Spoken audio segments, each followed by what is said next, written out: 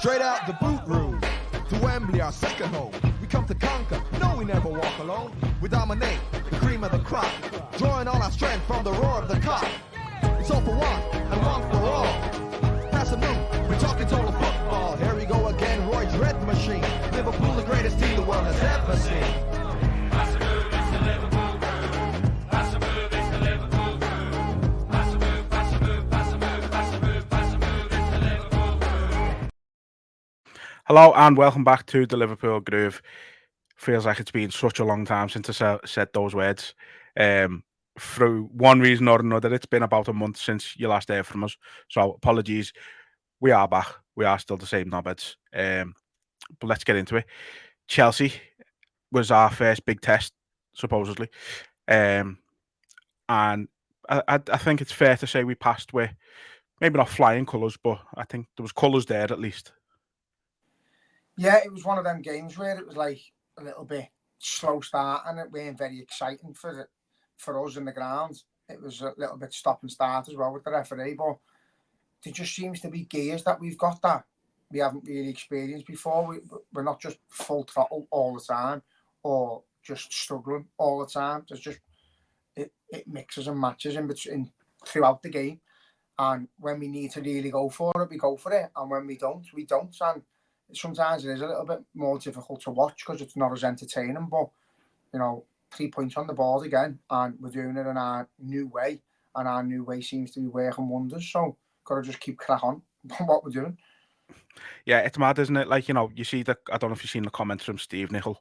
And he's basically said, I don't like it. Liverpool sitting back at home, allowing Chelsea to have the ball, blah, blah, blah. It's not the way we should be playing. One, Steve Nicol, I don't think I've ever seen him say anything positive about us. So take his opinions with a pinch of salt. But, you look at it defensively, other than their goal, we were fantastic. And even that was it was a bit unfortunate. Kanate's dangled a leg back. Just timed it a little bit wrong and they've gone through and it was a good finish by Jackson. You've got to give it to him, but you don't create chances when we're still not having good chances created against us, and that shows by the XG against again. It was under 1, so we're defensively solid. I think at times on Sunday, I think they were getting through the midfield much too easy. They had a lot of space, but I think looking back, I don't know if that was sort of the plan. Let them have the space, let them come in and then counter it a little bit. But like you say, 3 points. It's against Chelsea team who have drastically improved, I think, this season already based on last season. Yeah, it's just it was a very good 3 points. Yeah, the way they played, I think it was a bit strange seeing us play like the away team. We let them have the ball and let them dictate the play, and only when we thought they were of any danger whatsoever would we press them to the max and bombard our box. So you had the likes of Sancho allowed to run in towards the corner flag, and then as soon as you come near our box, there was body after body in there. I don't think he created anything at all, really. Defensively, thought Trent was outstanding.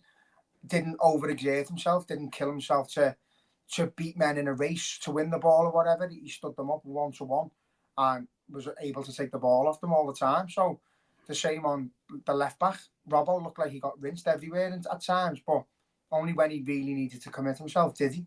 Barring once where I think he went on his hands and knees and got skinned like, but he did. It's just a mad for us to have seen us going gung ho, non-stop, pressing absolutely every ball, fighting for absolutely every loose ball, and effectively killing ourselves.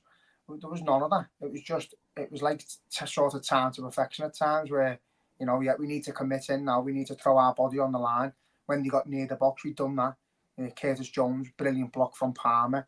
Robbo done it a few times. Trent done it a few times. So they were coming and they were trying to cause danger, but we never let them. We never seen many shots get off or anything like that. So, yeah, I think we're just very calculated and we go through the gears very well. When we really need to go through from gear 2 to 3 to 4, we do it in one transition of play. It's bizarre. Yeah. It's brilliant to see it, dead exciting.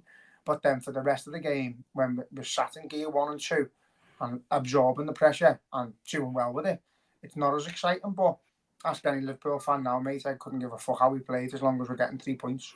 And as long as it's not negative, negative, looks like we're playing for the draw sort of football. It's not that at all. We know we're turning up, we're wanting to win.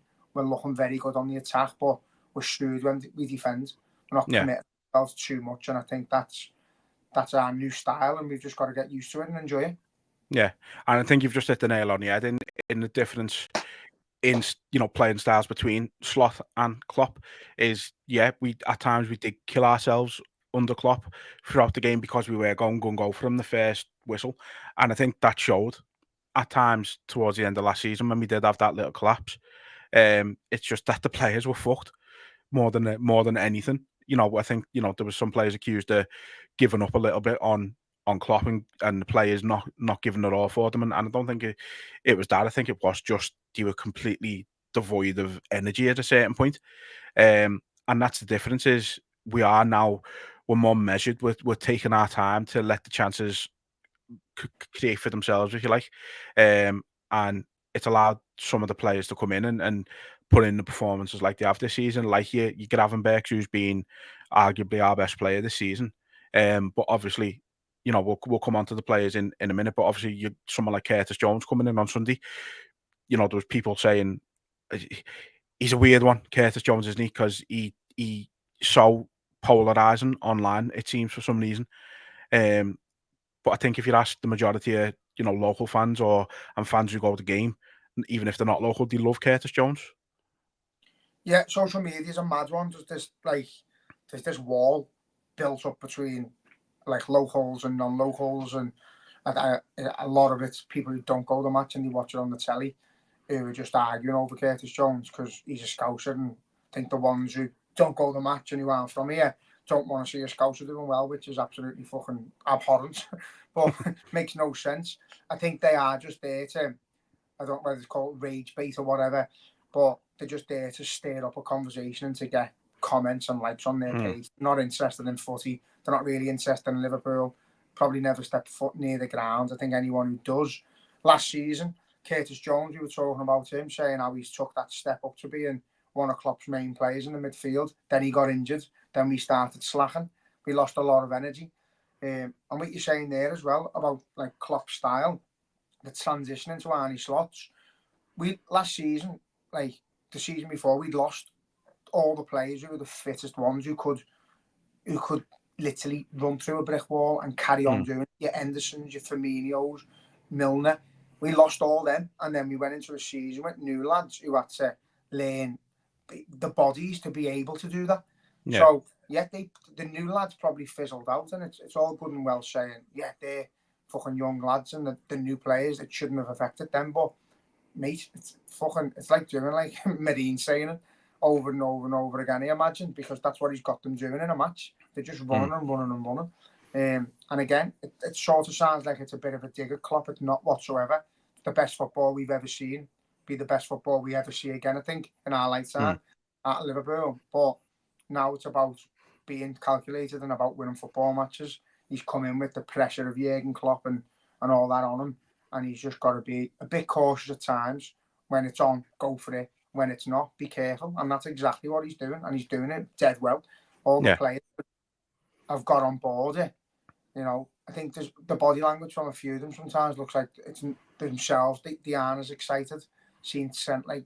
Looks like he struts around a little bit in that, but that's just part of the game. I think in the heat of the moment, there is times where the players are a little bit like, this isn't how we should be playing. But 3 points and it comes to full time and the players are dancing and fucking jumping around and they're made up. So it's going to take a little bit of time for everyone to get used to it. But when we go, mate, and it is exciting. As long as the wins keep piling up, lad, people will stop worrying about that very soon. If they haven't already, which they should have done. But again, as I say, we'll come on to the players in some players in a bit more depth in a minute. Talk about the actual game itself, the decisions, because there was a lot in there. So we'll start from the very beginning. Tosin, should he have seen red? Do you think? I think it's unfair to compare it to the Arsenal one because I think it's. Saliba's is one of them. You'd argue the toss, is it or isn't it? But they give it, and Arsenal chose not to appeal it. So in that sense, it's a red card. He's through. He's away. And there's the question, obviously, there's a second defender there, but Jota's in front of both of them. And the only way you can get him is if you bring him down. So one of them was going to bring him down or see red. So, yeah, I think it would have been a soft red card, but given the rules, I'd say it was a red card. Yeah, to be honest, I'm still a bit on the fence with it. I think, you look at the Saliba one, and I think the only reason Saliba actually got sent off is because the keeper's off his line. So if the Bournemouth player gets that ball, he's got a shot straight away. He doesn't have to run with it. And I think people are not understanding that part of it. The keeper's position and plays a lot into that one. But I think, I don't know, I'm still on the fence with that one. I can kind of understand why he hasn't sent him off, because Colwell is there. Not that I necessarily think either of them would have caught them, but I would have understood it if it was a red as well. I'm a 50-50 on that one, truthfully. I think if it weren't so close to the Saliba one, as in within a day, and seeing that decision, then no, I don't think no one would have batted an eyelid. All I can say is as soon as that ball landed with Jota and he made that step forward and was through, the whole ground was stood up. Yeah. So that's what we expected from Jota. That's how good we know he is. And I think you've got to take that into consideration. He's so good at wriggling away from players. He's got that little bit of like Suarez about him where he just twists and turns and you can't quite get him. So based on that, if you're going to take into like a goalkeeper's positioning and all that, take into question the player's ability as well. So, if it would have been Nunez, you're probably saying, fucking yellow card Nunez. No, it's a fair comment. As I say, it's. I don't think there's a right or wrong answer with that one, if I'm being completely honest. No, it's not one of them where you can't, like, if that was the only incident of the day, you wouldn't be fucking having a go with the referee, really. It's one of them. It's up in the air. Yeah. It should have been down to VAR to make that decision, because that's what it's for. But yeah, it didn't really make much difference. No, it didn't. Our first penalty that we did get, I think there was I can't remember how many fucking potential penalties there was. So the one we did get, no question about that one. I don't even know why I'm bringing that one up. He's kicked him in the shin. Like that's as clear a penalty as you're ever going to get. In the ground, it looked a bit daft. It looked like he'd swung a foot out and Jones had jumped over it. But when you see the contact, and it's 100% a penalty. Yeah. I don't know why he's done it. I'll never know why he's done it. His reaction is hilarious as well. Jones doesn't even know the ball's there. He just gets volleyed. Fucking great. His reaction as well, like you've kicked him in the shin and you're that shocked. Like what? Yeah. It's like running someone over and then being shocked that you get arrested for it. Honest to God. The penalty we didn't get, Colwell again on Salah. So obviously he's had a little nibble on him outside the box. He's ran in and they haven't give the penalty. I was real time. I wanted the pen when I've seen Gary Neville twat. By the way, like just want to put that out there. Like he pissed me off royally. Like I don't I don't normally mind Neville's commentary. I really don't. I think for the most part, he's biased in a banter type of way normally. You know what I mean? But on Sunday, it was like his hatred was coming out again. Like this was the Neville who ran the full length of the pitch to celebrate in front of our fans after United scored a late winner. That was that Neville on Sunday. I don't mind seeing that Neville when it's Liverpool versus United. I don't mind it at all. It's that's the rivalry. That's what it's about. Being a bitter, jealous twat who can't grow a proper muzzy every week just throws my head in. He just needs to fucking not have our games anymore because it's pathetic. Yeah. He doesn't speak sense. He just he was terrible. He was awful on Sunday. Right? Yeah, he was shocking. But we were saying Salah should have been booked for diving for that as well. And it's like it's one of them. It was the contact for me was minimal, but it was still a penalty. Lad, there was 3 digs at him though. He got fucking. Well, yeah. The thing is, that's the thing. If he hasn't given the penalty, he's got to bring it back for the free kick outside the box at least. Card as well. He scissors him. He's got his 2 legs up around his leg. It's a fucking absolute joke. So, just the whole process of that one overall was shocking. The penalty that was overturned. What I mean, they say obviously he won the ball first, and then people are saying he didn't win the ball, he touched the ball. And I think it's an awkward one again, because if Jones isn't where he is and the keeper comes out and gets that ball, the ball is cleared for him, is clearance, you know what I mean? But because Jones is there and it's just ricocheted off him, and then he's done a 10 out of 10 fucking forward roll, by the way. If he when he retires, he's got a gymnastics career right there for him. Yeah, because of the way it's all happened. I mean, for me personally, the most annoying thing about it all was, why didn't Jones shoot a shot? Like, yeah, that annoyed me. But I think looking at it and what other penalties been given for, even this season, but like seasons gone by, I think we probably should have got it. In the ground again, it was one of them when he gave it and he gave the yellow card. We were all smirking our heads off, thinking that's a daft one, that, because it looked strange. It did look like more of a coming together, but I haven't seen a replay of it since. My dad's just said the same as you before, that he's whacked the player and touched a bit of the ball. So with Jones being there, you're not allowed to do that. So it should be a penalty if that's the case. But yeah, from the ground, it was sort of like everyone around me was sort of rubbing their hands together and having a little bit of a laugh about it.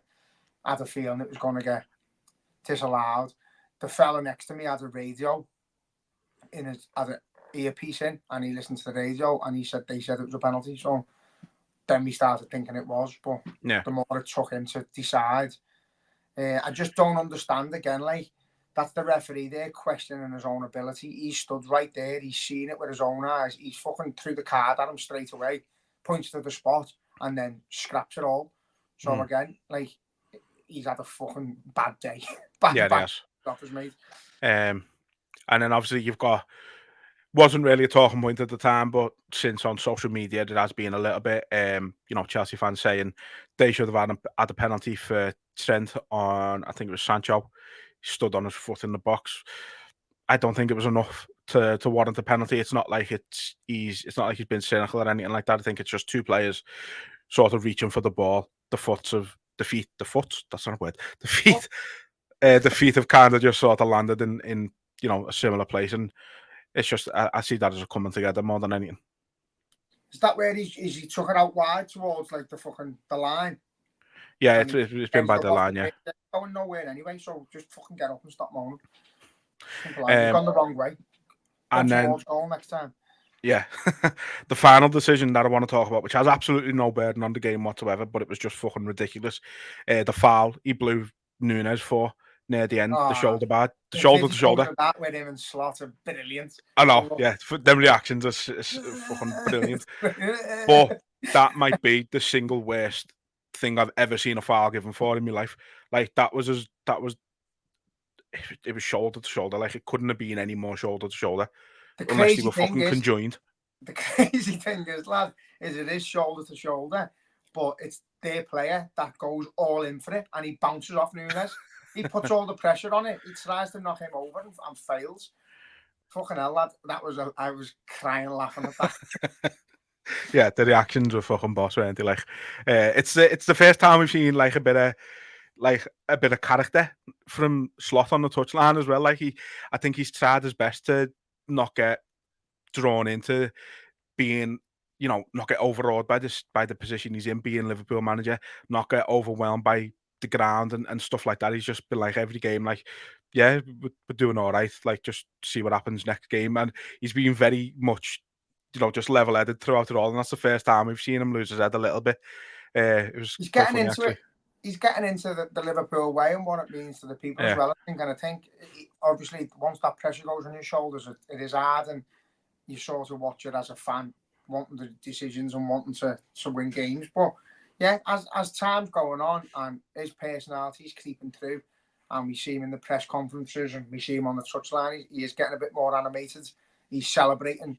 The first goal we scored, he had a little tap of his assistant's shoulder, and now he's punching the air and that. He had people having a little go at him because he wasn't going to the fans, and he started doing that, clapping the cop and that. So his personality is creeping in. He doesn't want it to be all about him, and that's the way it's going to stay. But up to now, like, you couldn't even imagine that it was going to be like this. No, you couldn't. If you would have told me, like, now, after, 3 months after Klopp leaves, 11 games, 12 games into the slot era, we've lost 1. We've won the other 11, whatever it is. We've conceded 4 goals all season, and we're top of the league. Like, I would have fucking I just thought you were lying. It's just, we shouldn't. Again, it's a bit like last season where you're thinking to yourself, we shouldn't be in this position, but we are, and we just look easy at the minute. Like, everything just looks easy for us, and it's just, I don't know. It's hard to describe because you're used to that heavy metal football from Klopp, aren't you, for so many years, and you're used to, like you said before, being gung ho for 90 minutes, and this time it's like you're not on the ball as much. You're not having a lot of the possession. You're getting out passed at home by teams like we were on Sunday, but you're still very, very confident, thinking, yeah, we're going to win this. I'm not asked. Like, be 2-3-0, easy. Even when they scored their goal, lads, I just like what happened was what was going in my head.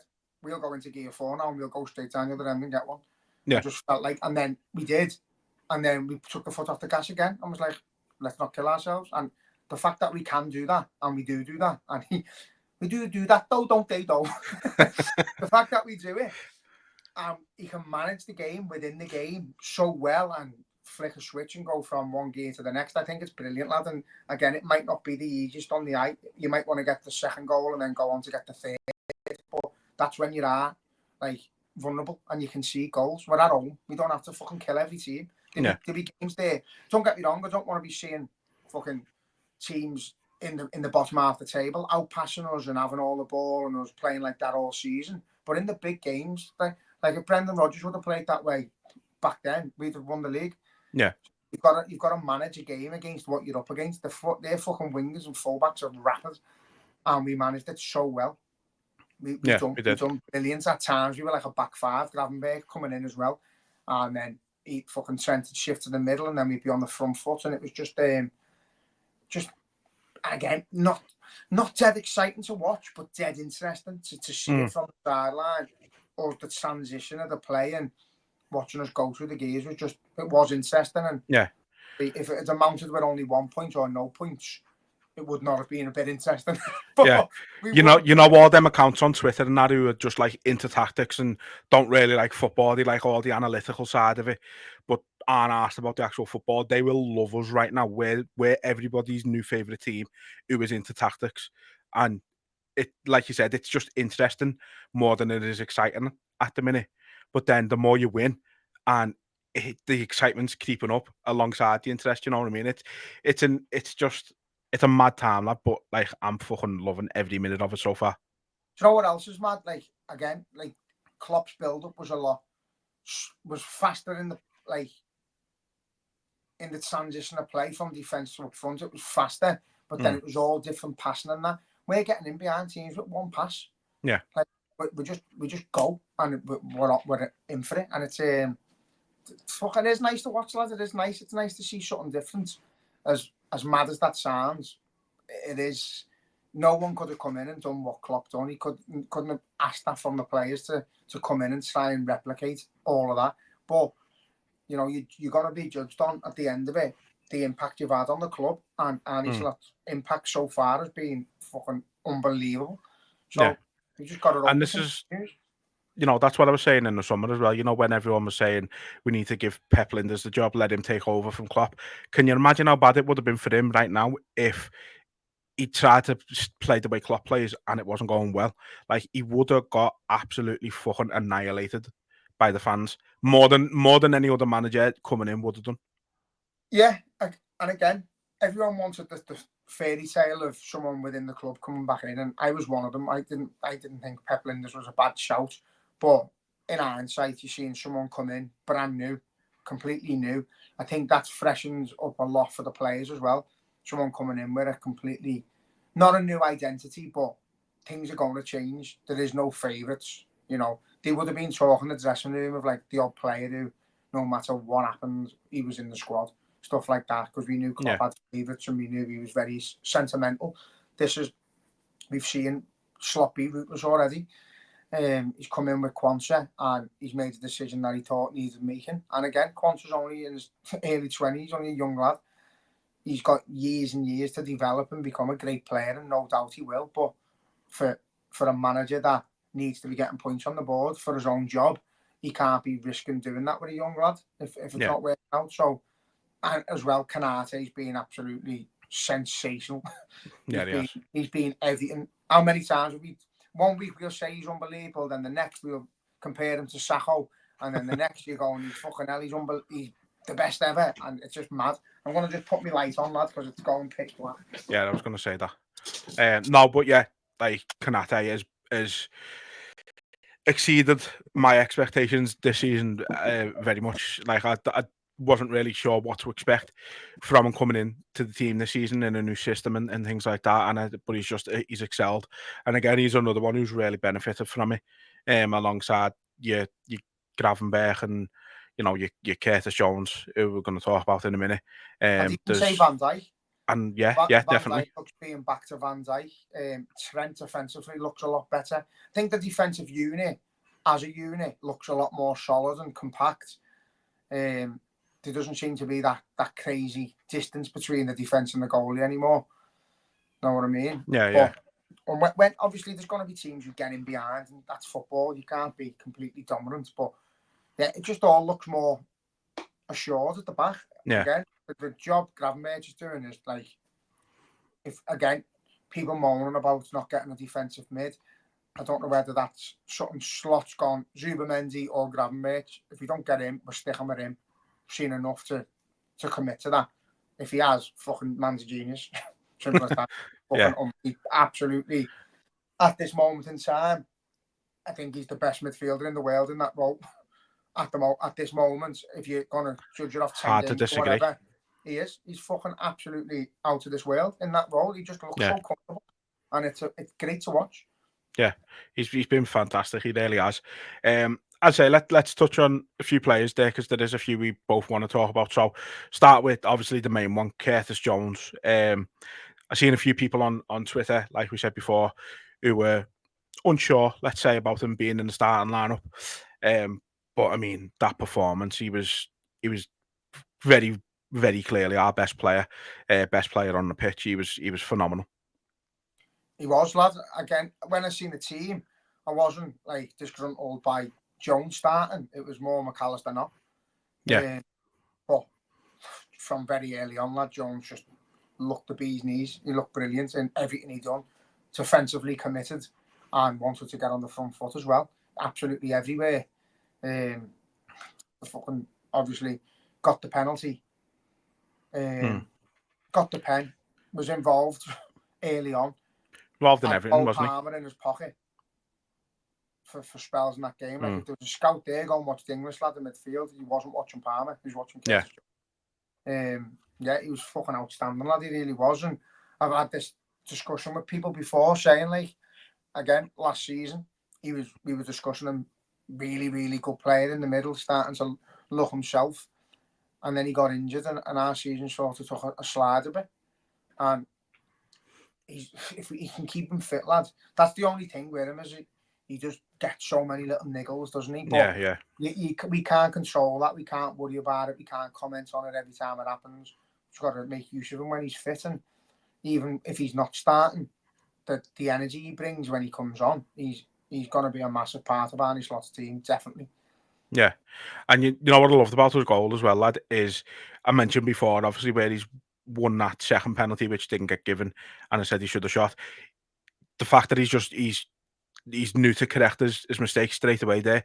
You know, he's took a little bit of a heavy touch, which I thought he'd messed up, and then he's managed to just sort of dink it around the keeper. Like, it shows that he's picking up on these little things. It must have got said. I don't know if it's been said to him at half time or anything like that, to say, like, you know, you shouldn't have took so many touches, you shouldn't have dallied so much, whatever's been said to him. He's obviously took it on board and adapted that straight away. I mean, the pass from Salah, how he's seen that, like, I mean, Salah's going under the radar a bit at the minute, I think. Like, I think he's playing on a different level, where in the fact that, like, you don't actually realise he's playing that well, but he's involved in absolutely everything we're doing.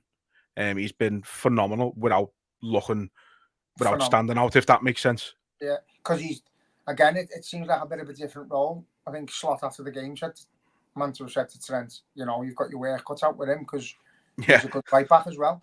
And he worked his ass off, lad. He defended. He looks fucking so strong when he's going forward. The vision he's got for a pass, I think he done that twice. He done it again.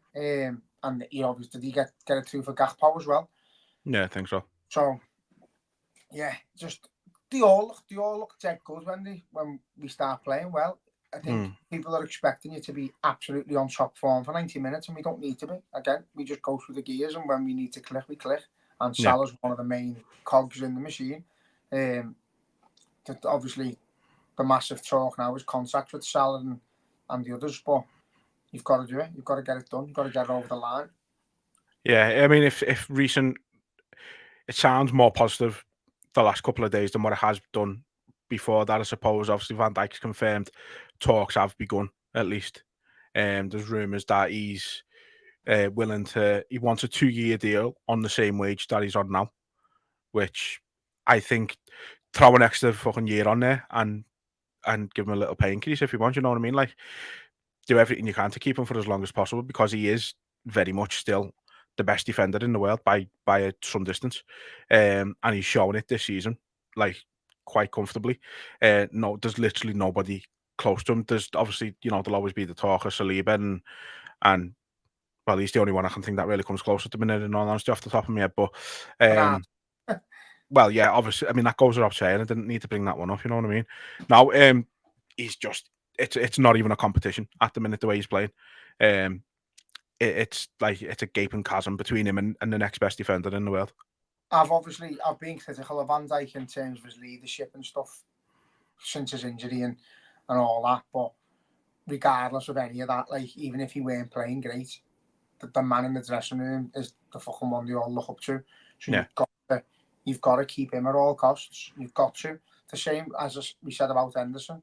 Henderson got a ludicrous contract extension with mad money and all that, which is probably a bit too much for what he brought the team. But to keep a man in the dressing room and as a leader in the squad when you're still at the ability of Van Dijk, if you don't, you're absolutely lunatics. Yeah. You're absolute lunatics. So I think that somewhere within the club, that what we can't be doing is be belittling them. Yeah. And saying, no, we actually only think you're worth fucking 70% of that wage and 80% of that time. No, just give them. I'm not saying if he asks for 600 grand, just say nah, but give them what they want, give them what they deserve, give them fucking what they've merited for what they've already give the club, and go for it. Like, I think the tricky one's I don't think Salah and Van Dijk are gonna be wanting more because they're coming to the end. Yeah, I think, it's Trent is the worry. Trent's the big one, and I've said all along, as good as he is, if he's not going to sign the deal, get him gone in January, get him sold, get some money in for him, because if we let him go for free, it's fucking bad on our part. He won't be able to walk through the city again without a huddle. So it's got to be the right. Only got to look at, the way McManaman is thought of and by majority of our fans now. I mean, don't get me wrong, I think a lot of that's his commentary on fucking BT, because it's everything's an ing. All right, yeah, all right, Fletching. Does me head in, but no, I mean, I don't think there'd be that reaction if he hadn't left the way he did. You know what I mean? All them years ago. So, and with Trent, he's won a lot more with Liverpool than McManaman did. He's one of our best ever players. He's clearly one of the best players we've ever seen in our life. Anyway, the reaction if he goes for free, and but you know what? I think it's going to be difficult because we don't know how the talks are going. Like, is he leading the club on? Is he saying, yeah, let me just, I'm thinking it over, blah, blah, blah. And is he secretly, like, saying to his agent, like, don't do anything yet, wait to see what Madrid come in with, you know what I mean? Is he playing us along like that? It's I don't want to think he is doing that, but that's how footballers think, you know what I mean? It's all hearsay and it's all speculation, lad. So I don't even know whether there has been discussion started with him, but it'd be fucking absolutely vile if he was leading the club on. And I think he grasped that. You know, he's made a number of comments about how much he loves the club and it's just a normal lad, you know, living his dream and that. So surely that comes into your mind and you're about to commit your future to that club or to leave them in the shit. Yeah. Like, it's not... Like if he's going, he's probably he's the best right back in the world. He's one of the best, most. He creates the most chances on the planet. He's one of the best passers of a ball on the planet. So we're looking for 100 mil for him. If he's under contract, easy 100 mil. And the rest. So if he's willing to get off and not allow us to make the money to replace him, then that for me is out of order. He might get an extra fucking 50 grand a week in his arse pocket, but then his boyhood club struggles to replace you because we know, we're playing by the rules. We've got to get money in to fucking get players in. So if he's going to allow that to happen, then that's on him, and that'll be something that he'll feel the fucking wrath if it does happen. But it is all speculation at the moment. It really is. We can't be like letting journalists put words in our mouth and airing everything. The Spanish are going to try and get the fans to turn on Trent with bollocks, basically. That's what I think is happening. I think the Spanish are planting seeds. Our journalists are saying nothing's happening. The Spanish are saying like they want him and he wants them, sort of thing. We just got to see what happens. But the closer and closer it gets, the more nervy I'll get that we won't get a penny.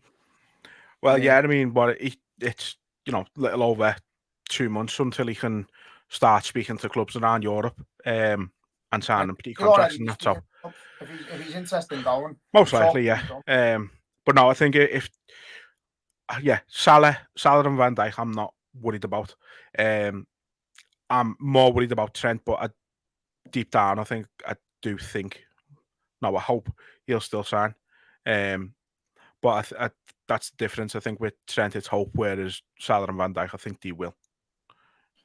Yeah, I'm not so sure. Like, I'm not so sure with Salah either. I don't know whether Salah wants to go elsewhere and experience something different. But he said a number of times, his kids are Scousers, this is his home. He's still in the peak condition. So the club have got to make him feel like we need you more than you need us, sort of thing.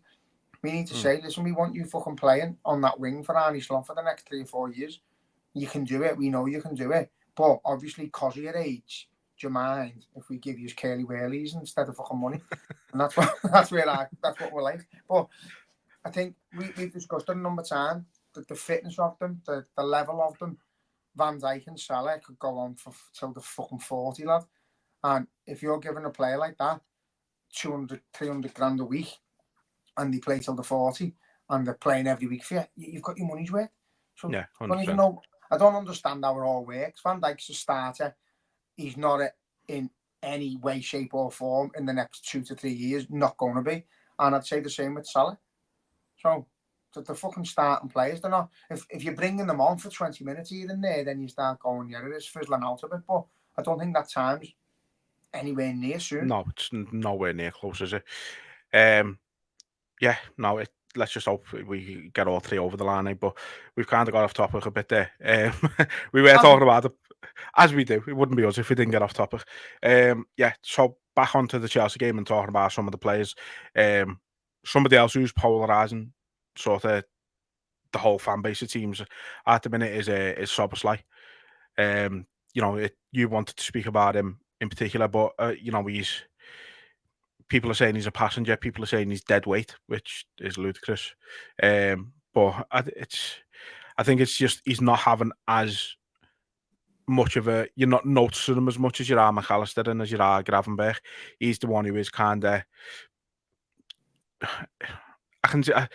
He seems like he's just there at the minute, whereas the other two are making noticeable impacts on the team. He's just not as noticeable, but I think he's having a good season so far. I wouldn't say he's having a good season because of what you just said. He's not really doing much on the ball or with the ball. He's like a cart horse, though. He's running around mad. He's chasing fucking everything across that midfield and trying to make the ball go loose for the others to pick it up. And people need to understand that his game is not what we want it to be at the minute. He's the one who's running around and trying to force mistakes. He's the one who is actually being asked to press all fucking game long. And that's taking its toll on him. He is running around mad, running ring. He's chasing down goalies. He's doing the number 10 role where he's coming in through the middle and trying to get on the ball there. And he's also having to sweep up as well. So his position's hard for him. He's learning it. We got him as a number 8 and he's as a bit of a box to box, but he's fucking left, right, and centre at the minute. It's He is. He's covering all ground and he's grafting and he's not shying away. He's not hiding. But we need to see more of him. Even that shot he had against Chelsea, lad, if that was for Hungary, that's going with for the net. There's just shot not clicking with him on the ball at the minute. His passings. And I think the pressure, you know, he had that shot and then he misplaced a pass and then everyone was, you could hear it. Throughout the crowd, the groans. And then he got the ball again and it sort of like jumped up and hit him on the shin. And then he tried to make a pass and it went out for a throw in. And you could see it getting to him. It's like he wanted the floor to swallow him up. And, you know, he's still only a young lad. What is he, 22 or something? He's still a young lad, learning a new way. He's come to a club without any idea that the manager he signed for was fucking off. And now he's learning a new system again. And it is difficult, lad. I think McAllister's role is a little bit simpler to play as well. You just get the ball and give it. Szoboszlai is involved in all of it. And yeah, you got to give him this season to hope he clicks into gear. But based on what I've just said and based on the performances this season, he falls out the starting 11 for Jones for me. Right now, yeah. I was surprised when he took Jones off instead of Szoboszlai at the weekend, actually. I was well, not even because Jones played well better. It was because Szoboszlai looked fucked. Yeah. Literally here, there, and everywhere. But so was Jones, to be fair. So maybe keeping Jones for midweek. Maybe, yeah.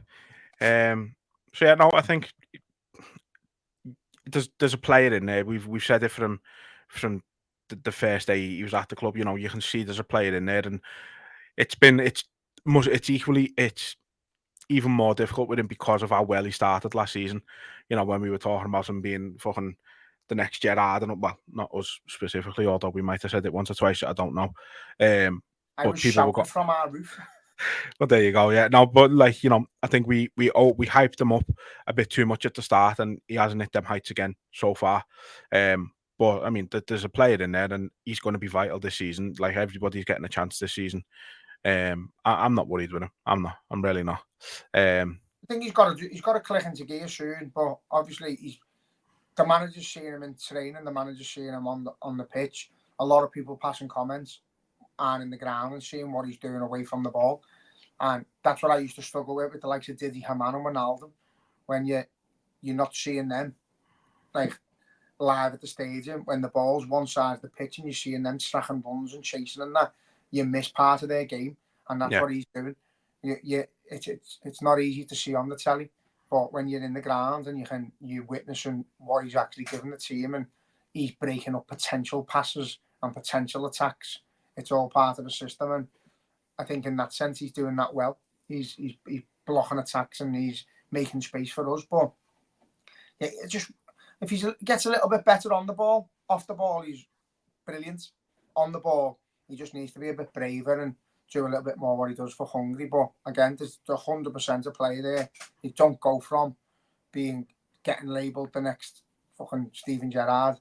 You know, I went to a Jan Molby's function, and John Barnes was on the stage with his shirt saying the next Steven Gerrard. Come and get your signed like fucking next Steven Gerrard shirt. So even ex-players have seen enough of him to label him that, which is mad. So, you know, there's definitely a player in there. We've just got to sometimes don't groan when he fucks up, get behind him instead. Pretend it's Nunez. Nunez could score a fucking hat of own goals and we'd still chant his name because we love him. But you've got the same support to all the players. Yeah, 100%. And nice segue onto the man I want to talk about next was Darwin Nunez, who I thought was phenomenal when he come on. I thought he was absolutely brilliant, mainly defensively and like in the midfield. Like, I thought he was everywhere, and we know he doesn't give up, and we know he'll fight for every single ball. But he seemed a bit more sort of calculated in the balls that he was really going for. You know what I mean? Like, he wasn't just diving into every single challenge. He was going in for the ball when he knew he could win it. And I actually seen an interesting stat about him that he's won the ball. He's made more successful tackles this season now than Declan Rice. And he's a striker. People are saying we need to do a little Joe Linton experiment with him to convert him into a midfielder. And you know, you see that pass he put in for, who was it? Oh, that might have been what you were on about before. Actually, the one to Gakpo. I think it might have been think it might have been Nunez who played it. Fucking He's tell you played that. he's played the pass from his own half, from our half anyway, and he sort of bent it around the defender onto the wing for whoever it was there, and it was an unbelievable pass, lad. I think he's Yeah, it was. yeah, he was brilliant.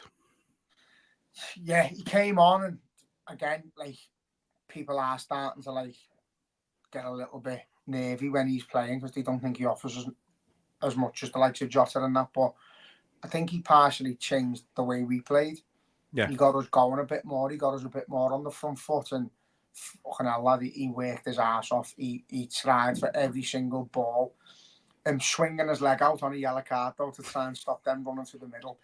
He like it's fucking, if he catches a Nunez red all card, yeah, you can't help but laugh and love him, lad, because he's fucking mental. But I think again, new system, slightly. He's not getting the chances he wants. He looks starving for it. He looked hungry. He really, really wants to come on and have a positive impact, and he did. I think he made us look a better team. Jota, again, he's like the silent assassin, and when he's on the pitch, you can't really take him off because you know he can just pop up out of nowhere, but doesn't get involved in the game like nowhere near as much as Nunez. And I think it was noticeable as soon as he went off and Nunez come on. We had someone who was going to press from the front and do everything to win the ball back. And yeah, I think he was faultless. Nunez, he done everything he needed to do. That first little touch he had, he come on, he flicked it back like a back heel. Yeah. Yeah. He just had that confidence that it was going to be. I wish he'd have got a goal because it would have went off, mate. Yeah. And that's the thing with him. We're allowed as fans to get annoyed when he's doing stupid stuff or he's missing sitters. But you've got to fucking get right behind him when it's going well as well. Like, yeah, no, there's not a person in that ground or watching at home that wants Nunez to fail. We all want him to go on and do unbelievable things with Liverpool, and I think he's capable. He's just got to be a bit more calculated when in front of goal. That's basically it. As an all-round game, I've said before, if you wanted a footballer, you'd have Nunez over the likes of Haaland. He's a better player. He's capable of fucking winning the ball back and making passes and doing mad things that you wouldn't expect. But in terms of being in the box and being at the right place at the right time, he just hasn't got that yet. And what's he, 22, 23? That can come. Yeah. That can come. He's come as a wide player and has been made a number 9 and then like a false 9 and then fucking now a centre mid and a centre half. He's just everywhere. But I can't wait for it to go well for him, and I can't wait for him to get that vital goal, which I hope comes on Sunday against Arsenal. Yeah, fingers crossed. Last player I wanted to talk about, and this won't need to be a long one because he wasn't on for very long, but I thought Joe Gomez's cameo when he come on was absolutely brilliant. He was fantastic defensively. He was reading the game very well for the few minutes that he was on. It's a shame we haven't actually seen more of him this season. But I thought he was very, very good in helping us see out the game. What I think's mad is I think Slaughter's really, really tried not to put him right back. I think he's tried everything. Yeah. And he's wanted to integrate him in as a centre half when he was needed, but he's come in at right back and he's done what we know he can do. Yeah. Just expect it from him. Now he comes on, there's no nerves. You just think, fucking hell, he's probably a best defender than we've got playing there in terms of just sheer defence. And he does a job for you, lad. He works hard, and you know, it would have been an absolute disaster if we got rid of him in the summer because we'd have had to buy 3 players. Yeah, literally. So I think, overall, I'd say literally that wasn't very long. I just thought he was worth the mention. But yeah, I think overall, as I say, the performance was what it needed to be. It is the thing you say about it. It wasn't a fantastic performance, wasn't a bad performance. It was just exactly what it needed to be, and we got to 3 points, and you know we stay top. Arsenal losing, obviously massive. City robbing their win the way they did at the end is just what you come to expect now. But look, we've just got to not concentrate on anybody else. Keep doing what we're doing, and see where you end up at the end of the season. Look, this season in a way is a free hit for us when you realistically. We said it last season, and you can say it again this season. Like we don't expect to be fighting for the title necessarily. We obviously want to be, and now people are starting to take us seriously, which is so they should be. But you come in, you have a new manager coming in after nearly a decade of the same manager playing the same system, playing the most in your face fucking heavy metal, as we've said, football that we've seen to what we're playing now, and it's a complete 360 in a way. And for us to be doing as well as we are, like you said earlier, is remarkable. He changes the team. Like, it's not like he's got his own tactics. It's like he whatever the opposition's going to do, he finds a way to combat it, and that's it. Chelsea have only got one way. They're going to come at you, and they're going to come at you, and we let them. So I think, as I said before, like, there's to be times and places where we don't allow that to happen. A lot of the Anfield, you can't allow the likes of Man City to try and penetrate you like that all the way through the game and come out with 3 points. It's next to impossible. But we seem to have a system for everyone we come up against, and that's the beauty of Arne Slot, is that it is different. It changes every week. We have a similar starting 11 and similar setup, but throughout the game, in spells of the game, it all changes and intertwines with what's going on with the opposition, and I think that's fucking dead clever from him. We've got to hope we can continue this run, and we've got a fucking hell of a few fixtures coming up. It's going to be tough. If we're top of the league in 9 games time, I'll be ordering a new league title off the internet. Nah, yeah. No, it's we shouldn't be expecting us to win the league. We're Liverpool Football Club. We're fans of Liverpool Football Club. It's in our DNA to believe and to dream, and it's fucking great doing it. But there's got to be a bit of reality with it. At this moment in time, he's already got us believing and dreaming because of where we are in the league. And yet we haven't really played anyone yet, and we have already hit a little hurdle with Forest, but that's expected. It's a transitional period, as you said before, lad. It's a free hit. If we get in the top 4, which we should, we don't get made a fucking show of in the Champions League, and we have a good little run, we can get to a League Cup or an FA Cup fucking final. Happy days. As that's it sounds, I sound like an Arsenal fan from years ago, where the priority for us is top 4, financially for the club, and to just show that we are serious. We need to get in that top 4, and if we can have a good one in the Champions League as well. But the way we've started, I'll be absolutely mystified if we don't get top 4. My expectations have already shifted from that to let's go and fucking win that league title, and I think we're capable of it, lad.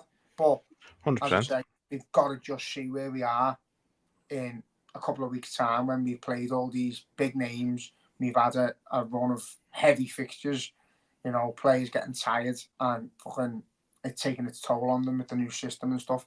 Just see where we are, and if by hook or crook we are literally still at the top of the table, then I will be fucking singing that song that no one sings till it's nearly over. Yeah. No, that's a song I'm still scared to sing, even to this day. Just gives me haunting memories of fucking 13, 14. Can't bring myself to do it. It's got to be mathematically secure for me to fucking actually sing it. And even then, I'm still a bit cautious about it. But no, look, it's just, these next few weeks are going to be absolutely massive, crucial. But yeah, just do what Slot's doing, take it one game at a time. See where we end up. Don't overreact if 1 or 2 results don't go our way, and just get on with it and just see where you are. Champions League, obviously, back tomorrow. Leipzig away. We've started off well in the Champions League, 2 wins out of 2. Realistically, I'm expecting another win. Leipzig are a decent team, but one we should be beating. Yeah, totally agree, lad. So, told me that before. He said the odds for Liverpool to win are stupid. Fucking hell, we're favourites. Well, we should be. Fucking Leipzig, get over it. But no, I think we should be winning most of our games. So, it's another good test. European aways, what we're all into, what we all want, what this club needs, and if we can come out with another win, I think it's 1 foot towards the finishing in the top 8, innit? Yeah. And getting over the line. So, say if you can do that early on, based on what's going on around you, it's happy days, lad. You can start resting players and that all being well. Fucking just see where we go. I'm at the point now with the fucking international break and all that where you just can't wait for the next game. Yeah. You were moaning that there's too many games, but when you've had that break, you just can't wait for the next one and the next one. Yeah. So, No, it felt like about a month. Maybe it's because we haven't done this for about a month either as well. Like that's probably added to it, but just that last international break just felt like it went on for an age. So I think there's one more next month, but then there's one next month, there's one in November, but then there's not one until March. I don't think then. So at least it fucks off for a little bit after that. How the fuck are you doing one in November just before all the fucking Christmas games and that? That's mad. Makes no sense. Players are fucked. Because there's that many competitions that they have to qualify for, and then they play this stupid Nations League, which is just glorified friendlies with a trophy. It's all just stupid. They should have, like, I know they've pretty much got rid of friendlies now, but it's in place of this Nations League. It should be like, if it's not qualifiers for the World Cup or the Euros, then don't have an international break. I agree, yeah, 100%. I get it for as much as I don't like it for when it's qualifiers and that. At least that makes sense. But as long as no team's allowed a friendly, if you sort of you've jibbed friendlies by law, and everyone was on the same fucking playing field, then sound. Yeah, 100%. Yeah, absolutely. But yeah, it's just there's too many of them, like you say. 3 in the first 3 months of the season is ridiculous. Like, I think we played 3 games in the league and there was an international break. Like, what the fuck? Everyone's losing interest in it, lad. Fucking boring. Yeah, it's mad, isn't it? But obviously got the big one on Sunday. Proper, like, real genuine test. Obviously helped by them having no Saliba now. I think Odegaard's still out. It's going to be very, very difficult, but there's a win, there's a result to be had there, definitely. There is, lad, and the last few times we've played them, it's been like points of being on the board through mistakes and errors and stuff. So I think we owe them one. I think we need to go and give them a fucking hiding if we can. But they're a fucking brilliant outfit. They're a good side. They're tactically astute, and I think they'll be a fucking really tough opponent. Yeah, I think we're capable of beating them. And, again, I'm interested to see how we do change throughout the game and the gears we go through, and when we let them have the ball, when we don't, and it is becoming fascinating to see. And I'm actually like looking forward to that side of the game. I want to take it all in and go, fucking yeah, we're doing this, we're doing that, and when you're discussing it after the game, you can actually fucking physically see where the plans are and when we're changing and stuff. And it's going to be interesting, lads. I think it's going to be a fucking dead tough game, but you can only back Liverpool. That's it. Steve Nicol will hate it. I can just see it already. But no, like I say, they're beatable. Certainly, it's going to be extremely tough. But the way we're playing, as I say, nobody's really creating good chances against us. We're seeming a bit more clinical this season. We're taking our chances. We're letting the chances, as I say, sort of create themselves in a way. So it's gonna be it's gonna be an interesting match. I think very intriguing, as you said. Sort of, I think it's a clash of styles. But yeah, I'm looking forward to it, lad. As you said, I think we do owe them one. Especially last season at Anfield, the basketball fiasco, and then obviously the individual mistakes at the Emirates. Wasn't what we wanted, obviously, but yeah, definitely. We owe them one, and it's just I'm looking forward to it. It's going to be a good game. Get tomorrow out the way. Hopefully, come back with 3 points there, and then down to the Emirates to again hopefully get 3 points, because our record there, other than the last couple of seasons, has been fantastic. So let's try and keep that up. They're games, lad. As far as I'm concerned, if you get a point away from home at one of the top 4, it's a point gains, and it's 2 points drop for them. And I say the same at Anfield. If we don't win our games at Anfield, then you don't win the league, because that's how you're able to lose a few points at home at most. So if you can't beat your opponents at home, then you're not going to win the league title. So we've got to go there and take points off them. So if we walk away, and come Monday, we're not top of the league because we've only drew, I'll still be fucking buzzing with it. Yeah, I agree. So we'll wrap up there. It's been good to be back. Feels like a long time since we've managed to since I actually just spoke about football, to be honest. So it's just been nice in that sense. So we are now back for good. We fucking take that. Didn't even that just yeah. It's been a long day. Leave me alone. So yeah, we're here every week for the foreseeable now. So 2 big games coming up, and we'll be back next week. Let's hope we come away with 3 points in both competitions. And you know what? Actually, before we go, saying that, I think it'd be wrong of us if we didn't obviously just talk very quickly about the Zoes Place situation. Obviously, by now everybody will be fully aware of the situation that they find themselves in, needing to raise an awful lot of money by the 9th of November in order to basically keep the doors open. It's pathetic that they've managed to find themselves in this position. I think it's absolutely just disgusting. But the way the city's come together has just been a joy to behold. To be honest, it's been absolutely fucking brilliant the way the city's come together. So fingers crossed they can reach the goal in time. Obviously, you've been doing your bit for it with your t-shirts along with Paul from Properties. So yeah, I mean, is that done well? I seen a picture you put up the other day, and it looked like quite a lot had sold. Like so. So I think so far we've raised 800 off just the t-shirts, and then we've done a bonus ball that made 380. Nice. And then Ian Willow, Big Uncle Knobhead on Twitter, has took an Everton one. He absolutely can't bear Everton or anything about them. He's took an Everton one, and he's wearing it for a week, and he's raised over 600 quid in 2 days from donations. So all through the same Just Giving page and that. I've set up a Scouse Republic one, so you can log it. You can basically see where all the money's gone. All the money from the t-shirt is going to get transferred into that, so it's transparent and you can see everything that's being done on our side. And Big Uncle Knobhead has all his money's gone in. So far, I think it's on like $9.95 or something, and the only money I've put in is the 380 from the bonus ball that Sam done. The t-shirt is still yet to go into my fucking through my website and bank. Once it does, that's gonna really have smashed our target straight away. Obviously, ideally we can smash it and keep smashing it. So go on scouserepublic.com for your Liverpool Bear Zoes Place t-shirts. If you're a blue and you listen to us, we know you're there. He is. It's the same. It's just a different colour bear.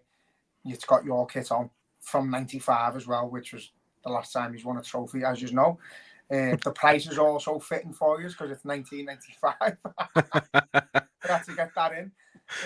But that's more because that's when Zoes Place Liverpool was open. So that's why it's that price, honest.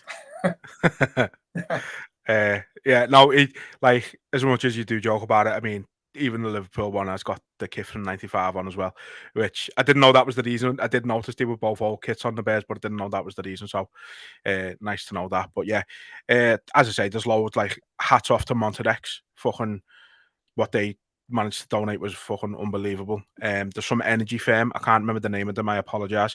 But they've raised quite a lot as well. Anthony Demowick, little young fighter from Liverpool. I think he's out of one of the local gyms. He's a boss little kid. He's a boss little fighter. I think his is up to about 15 grand now as well. It's mad. You've got people with no social media pull who are earning dough off the streets and going out in buckets and doing their own stuff. So you've got young kids. You've seen the lads round by ours doing penny for the guy. They made about a couple of £100 or something for it. Well, I think that's still Ryan went and seen the lads doing the penny for the guy as well, didn't he? So it's just been bossy and the city come together. All ages, and everyone just together again. And you know, I take the piss out of Everton and have a laugh at them, but I've sold quite a few of the blue ones as well. Yeah. I made one mistake. I gave someone a red one and he wanted the blue, and he was quick enough to tell me I'd fucked up. Like, fucking hell. So, Yeah, but it is. It's great everyone coming together, and hopefully we start seeing these shirts floating around the stadiums and that. Yeah. And hopefully by that time that it's safe, and that's the main thing. It's not about who's doing what and who's raised what money, as long as that money in total comes together. You know, I think the two football clubs should jump in if there's any issues with getting to the total. I'm sure there's talks underway. I think Like Adam Rowe said they have been talking to them, the club. So I think it's got to be kept under wraps, and yeah, as horrible as it sounds, if the football clubs get it to save one place, they might get it every time a place goes, and it's got to be like a unique place like Zoes Place to get the funding, and you know, from the city. Like if I was to go, oh, my business is going to go under, everyone else, you just go, oh, fuck off, flat, sort yourself out. But Zoe's Place, it's the fucking baby hospice. It's vital. It's there's nothing like it around, and it doesn't just help kids; it helps their families cope afterwards. And you know, we made two boss mates who live next door to ours, and they had a bereavement. They lost their little one, and Zoe's Place was there for them. So they're doing loads of fundraising as well, and they've got raffles going on. So check out my Twitter page again for the raffles they're doing, because there's some unbelievable prizes. I think it's a tenner a ticket or a slip of tickets or whatever, but you can win like signed football shirts and spa days and all stuff like that. Just have a little look, because everyone's doing their bit, but it means a bit more when it's someone who's directly involved with the place. Yeah, 100%. No, it's crucial to the city. I think I heard the other day it's one of only 3 hospices in the country who specialise with kids under 5. So we can't let that go. We can't. And the city is doing its best to not let it go. So, like I say, fingers crossed. They've got until the 9th of November. They've updated the fundraising page to say so. Fingers crossed they can reach that target. And you know, it's an institution in the city. We can't let it go. So, hats off to every single person who's been doing their bit to try and raise money, no matter how small or how big you've managed to raise, or how big or how small your donations been. Every single penny helps for them. So hats off to every single one who's been doing stuff for it. But I think it was just wouldn't have been right if we finished off without saying something about it. So I say we are going to wrap it up there now. We will be back next week after Liverpool have won at the Emirates. So he's fucking said it. I'm going for it. I'm fucking saying it. Yeah. But until then, see, I didn't say a score, Kev. I apologise. Until next time, now, up the fucking Reds. Up the fucking Baldies.